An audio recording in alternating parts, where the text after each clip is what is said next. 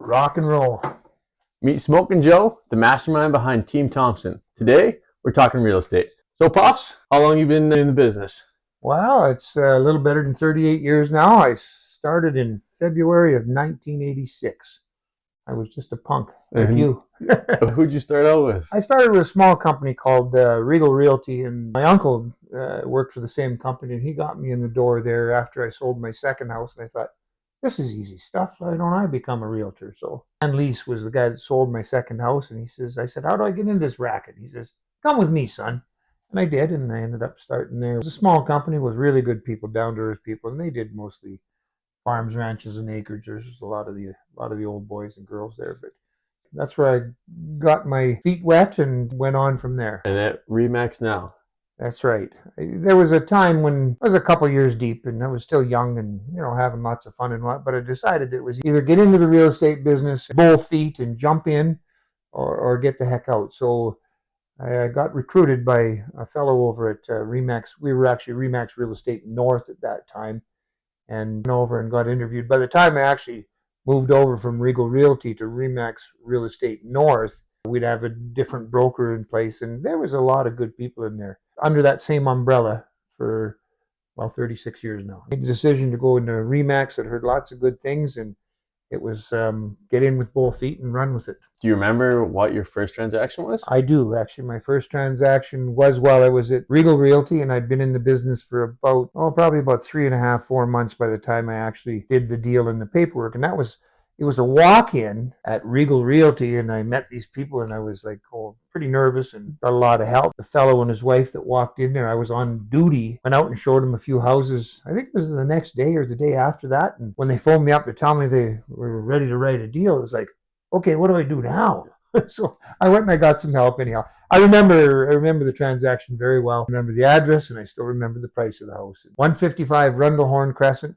Sell price was 68 or 68.5 or something like that. It was under 70,000. 68,000. Correct. Wow. Yeah, that's a lifetime ago. Well, I mean, a couple of years' wages, you could buy a house back then. Things have changed a bit. Yeah, no kidding. Yeah. What is the cheapest property that you've ever sold? My memory serves me correctly. The least expensive property that we ever sold, you didn't own the land there. It was just the mobile home, the unit. And that was in Greenwood Village, and I think the sale price there was $16,000 or something like that. And on the other side, what's the most expensive property you've ever sold? Most expensive property I ever sold was a combination, commercial and residential. They actually lived at the property and they ran their business out of it. It was up in Saddle Ridge actually, and it was that sale price ended up being $3.1 million. Yeah, and that's not that long ago in my career either. So the area that you focus on, you're in Calgary. Have you always been in Calgary? Well, the majority of our work is here in Calgary and surrounding area. And I've always told people I will go within an hour and a half of Calgary. I've done business in Edmonton, and we also have had, just recently, we've had a couple of sales, and believe it or not, in Sylvan Lake. We've been out to Gull Lake. We've sold properties in Red Deer. So we're licensed to sell real estate in Alberta. So we'll go anywhere for the right client, if somebody really wants us to take care of their needs, which is kind of what happened in Sylvan Lake and Red Deer. It was a very special people, and at first we were going to refer the business, and then I thought, you know what, it's an hour and a half drive to Red Deer from our door. Why don't we just take this on? And it worked out very well, and the client was very happy. So we'll essentially service anybody's needs within reason, as it's got to be a two-way street. If they really want us to work for them, kind of go outside of our own backyard to do that. All right. What's your favorite kind of property to deal with if you're dealing on either side, buying or selling? Do you have a favorite?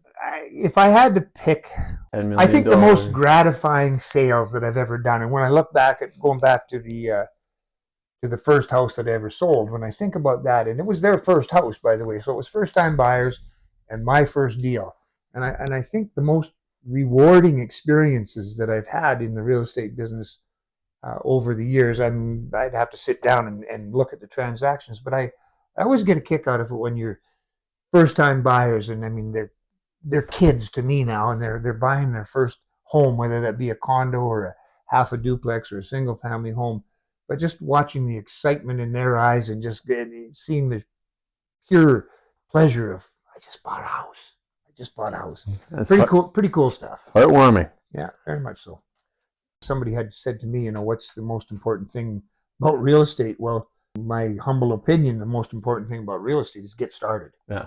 People say, is there a better market? Well, yeah, there is, but you can't always read that. What's your personal situation? And if you got in and the market was high and then it went down, but you got in, you own the property and eventually it will be yours. If you stay in a rental situation forever, you're paying off somebody else's mortgage. And Yeah. I've had clients over the years. One was very special. It was a friend of mine's dad, and he had rented the same property, same landlord, never changed hands for almost 24 years. Holy. 24 years. He paid for that house for that landlord. The landlord was pretty good about it. The rent was reasonable, but the landlord never fixed anything. There wasn't much to fix. I don't think it was painted in 24 years. But when he decided that he had enough money to buy his own house, he was a senior by that time, and I remember just how happy he was to own his own home. It was, but the key: get started. Don't get into the market where you're so stretched that if somebody loses a job or you missed a shift or something, you're going to miss your mortgage payment. But get into the market. Get something you can call home. Yep, get in. What's the fastest you've ever closed a listing, from listing to sale?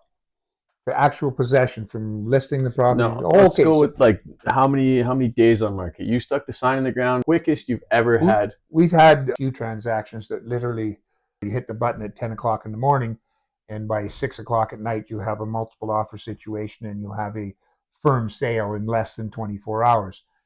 From a purchase point of view, we've had people that came into town and literally they want to move into something in 15 days, and we've had that happen in a very, very short period of time. A lot of that comes down to whether the lawyer can actually get the paperwork done and close the deal in time. But on the selling side, what's the longest it's ever taken you to oh sell a property?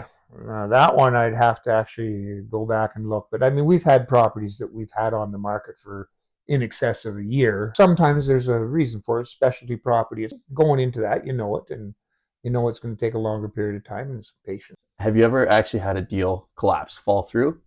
Oh yes, so we've had many deals collapse that fall through. And again, there's two different situations. If you're talking about a deal that hasn't gone firm yet, well, that happens. It's not a regular thing, but it happens on a basis where somebody doesn't get their financing or the inspection or whatever it is. The conditions have been written to protect the buyer, and the buyer finds something. They either don't get their financing, or they don't like something in the inspection, and they pull out of the deal and they get their deposit back. We've also had, it's fairly rare, but we've had it happen a few times over the years, where we've had a firm sale and then at closing time, the financing doesn't come together. A couple of things can happen there. They can lose their deposit. Seller decides that they don't want to complete the transaction and move on to somebody else. They have that option. However, my experience, even in the last few years here, because we've had such a hot market, that generally the sellers are fairly lenient / compassionate, and they give them some more time to complete the deal. And we've had actually 3 transactions in the last couple of years where they did not close on time, and the sellers agreed to give them more time to get the financing. We're in such a hot market. Some of the realtors that were working for the buyers were writing unconditional offers when they should have been putting financing in there, but they were so desperate to get their clients a sale that they would do probably things that were very risky. Very risky. What's the craziest thing you've ever seen in a home tour? Oh my. Well, a long time ago, it was very, very early in my career. We were actually showing properties in northeast Calgary. The clients are looking out in the backyard, and he started laughing. I said, what's so funny? He says, they have chickens in the backyard.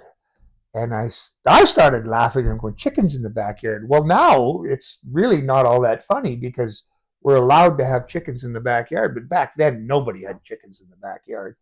And that was, again, fairly earlier on in the career. But that was just one thing that popped into my head.